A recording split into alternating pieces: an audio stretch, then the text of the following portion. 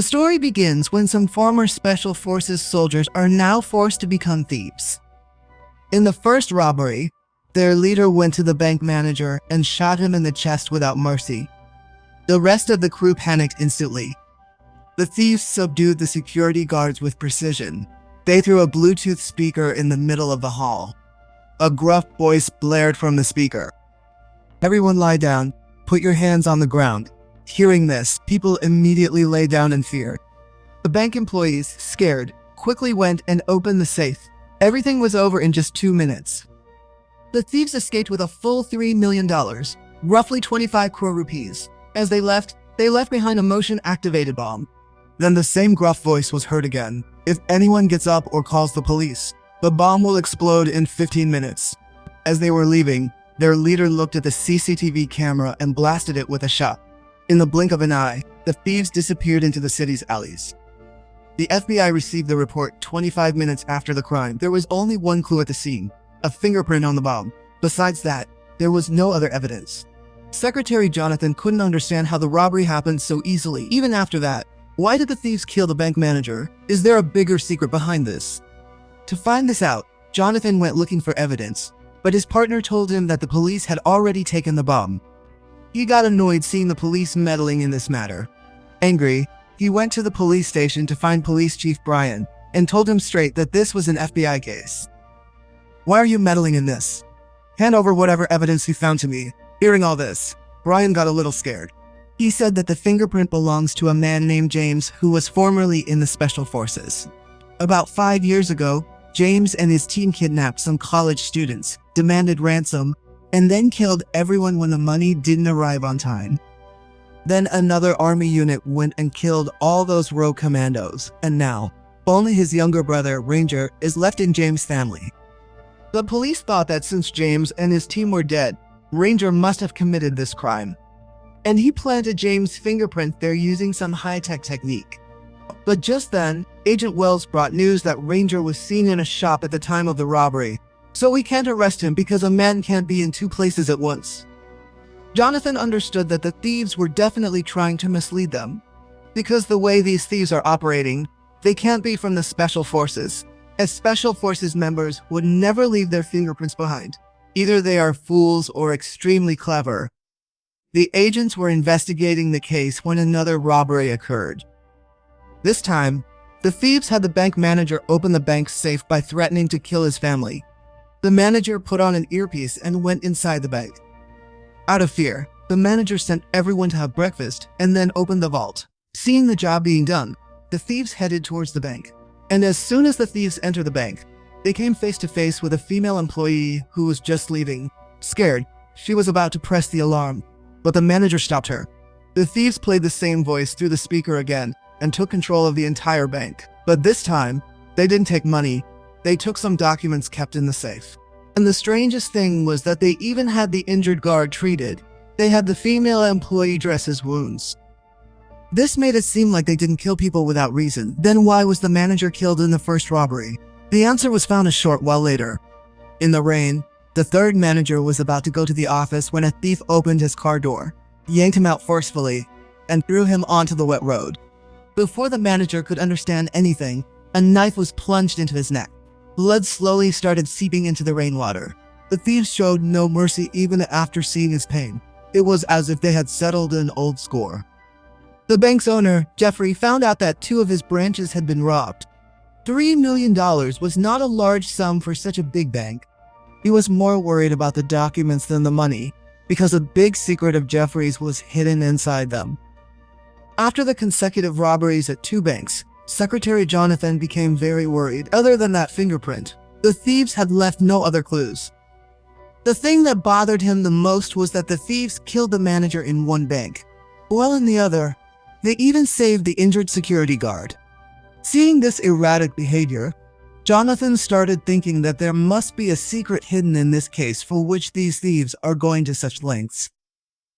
After this, Jonathan interrogated the surviving bank manager. He didn't think the manager would be able to provide much information, but the manager gave a new clue. Jonathan asked if the bank's owner, Jeffrey, comes here often. The manager said that Jeffrey is a very rich man. There are about 3,000 bank branches across the country in his name. He doesn't have time to visit these small branches.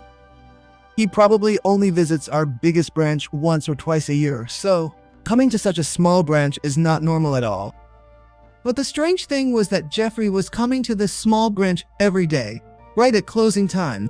He would even check the vault himself. Hearing this, Jonathan immediately felt that something was wrong. Then a colleague gave him some shocking news. Tracking the serial numbers of the stolen notes revealed that the $3 million had been donated to a charity. Police Chief Brian again withheld this crucial information from Jonathan. Jonathan was very angry about this. He ordered the new agent, Wells, to investigate along with Brian. The technical department confirmed from a fingerprint found on a bullet that it also belonged to James. Jonathan was puzzled as to how a dead man could be alive. But now, items with James' fingerprints have been found at both locations. Now he started to wonder if there must be something to that old kidnapping case. At the same time, Jonathan told one of his colleagues to keep a close eye on Jeffrey and dig up all his dirt. The next day, Jeffrey also arrived at the bank manager's funeral, along with the area's politician. So, for such important people to show up at the funerals of managers of small branches is very strange. Stockwell explained this whole thing to him. Seeing things like this, Jonathan's suspicion began to grow. Meanwhile, Brian was reluctantly investigating with Wells. They found a witness. The security guard from the jewelry shop. He had a habit of noting down license plate numbers if he sensed something was wrong. He had noted down the robber's car number. And upon checking, it was discovered that the car belonged to Ranger. After this, Brian immediately ordered Ranger's capture. At the same time, Jonathan found a strange file at the headquarters. He thought it would be an investigation report, but inside, he found some photos. These were photos of the area's politician and Jeffrey. They looked like very close friends. The photos were clearly sent by the robbers. Putting all these clues together, Jonathan decided he had to talk to Jeffrey directly. The next day, he went to the bank headquarters and met with Jeffrey. He mentioned Jeffrey's dead younger brother, who was the victim of the old kidnapping. He was the one kidnapped by that special forces team, and he had lost his life in all of this. Jeffrey remained completely silent in response to Jonathan's questions. He gave no reaction. But then Jonathan asked another direct question. What was inside the documents that were stolen? Hearing this, Jeffrey's face turned red. Seeing this, Jonathan understood that Jeffrey's visit to that small branch was not just a formality. Then Jeffrey angrily called security and had Jonathan thrown out of the headquarters. At that moment, the robbers began their third operation. This time, their direct target is the headquarters itself. The robbers are working very quickly. Each man's role is crystal clear. They quickly cross the bank's main lobby. The security inside is very tight, and it's crowded with customers, but the robbers entered with perfect coordination. They wanted to enter the main area using cables. At that very moment, Jeffrey's guards were escorting Jonathan out of the headquarters. As soon as he saw the robbers, he quickly told everyone to get down. People started screaming in panic and running around, seeing an opportunity. The robbers grabbed a security guard. Just then, Jeffrey also appeared. The FBI immediately started shooting. A bullet accidentally hit a security guard. Jonathan also opened fire and injured one of the robbers. It seemed as if the injured robber had died.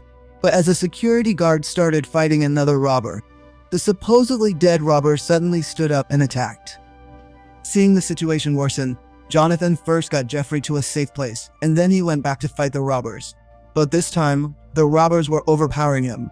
Only Jonathan managed to escape from there with the injured security guard. By then, the robbers had completed their job. After a long fight, Jeffrey was left with only one bodyguard, who was also about to collapse from exhaustion.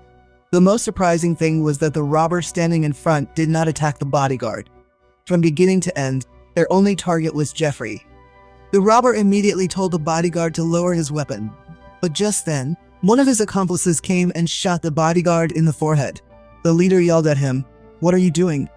But in that moment, Jonathan launched a surprise attack, killed the murderous robber, and took the leader captive. Seeing this, one of the robbers immediately grabbed a female employee so they could get their friend released in exchange for this woman. Later, both sides talked and decided on an exchange. Jonathan knows that if he lets the robber go, he himself might not survive. But surprisingly, the robber kept his promise. He let Jonathan go and told his accomplices not to shoot. Then all the robbers left the scene very quickly. The FBI completely sealed off the entire crime scene and tried to find any clues from the dead robber's body. But they found nothing. Later, when the technical team checked the body, they found that the fingerprints had been erased, and all the man's teeth had been removed so that he could never be identified. These robbers worked with great precision. Seeing this, the agents also started to think that these people were probably former Special Forces members. During this time, Brian received a call. His officer informed him that Ranger had been found. Brian and Wells immediately reached the location, but inside the room, they only found Ranger's sister-in-law, Martha. She explained that after James' death, whenever Ranger comes to visit, he leaves some money at her house so that the children can be supported. Brian thought he wouldn't find anything here. Just then, he received another report that Ranger was seen in an old house. Perhaps the other robbers were also hiding there, but Brian did not tell this to Wells.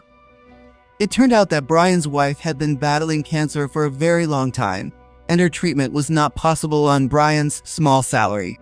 Remembering his wife's pain, Brian became more desperate and made a big decision. The next morning, Jonathan received an unknown file. This was also sent by the robbers. Jonathan was shaken after seeing the file. It detailed all of Jeffrey's crimes. The secret Jeffrey had been hiding for so many years was completely exposed. It was revealed that the major kidnapping that happened years ago was planned by Jeffrey himself. His motive was to get his family's entire property for himself, without any division. Jeffrey paid a high-ranking military officer to issue an order to stop a non-existent terrorist. James' Special Forces team was immediately sent on this operation. The team thought they were going to kill a real terrorist. That's why they quickly raided the house and eliminated everyone inside. But after the mission, they found out that they were not terrorists, but unarmed college students. Jeffrey's younger brother was also among them. The team couldn't believe it. They thought the order was wrong. They immediately sent a report up the chain of command. But before the truth could come out, another Special Forces team attacked them.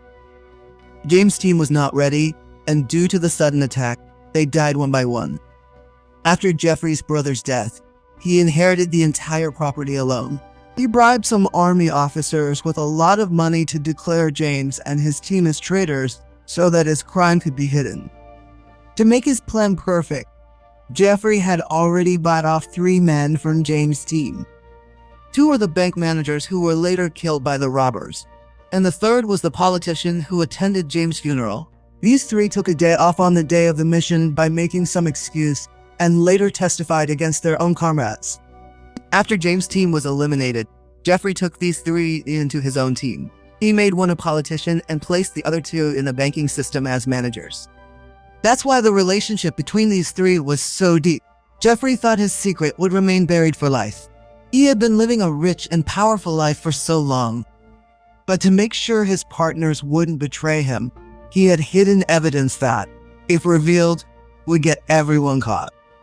But now this evidence was out, and the people behind all this were the surviving Special Forces soldiers from that same mission. They slowly realized that Jeffrey had used them. He had made them kill their own military brothers. This fact never let them live in peace. After leaving the army, they all decided to take revenge together. Their intention was simple: to punish Jeffrey and his associates. Jonathan understood the whole truth. He made a plan and started thinking that Ranger must have some connection to this as well. And the money Ranger gives to Martha is probably the same stolen money. He asked his colleagues to investigate all of this. At the same time, Brian was also tracking Ranger. He confirmed that the money was hidden in the old house.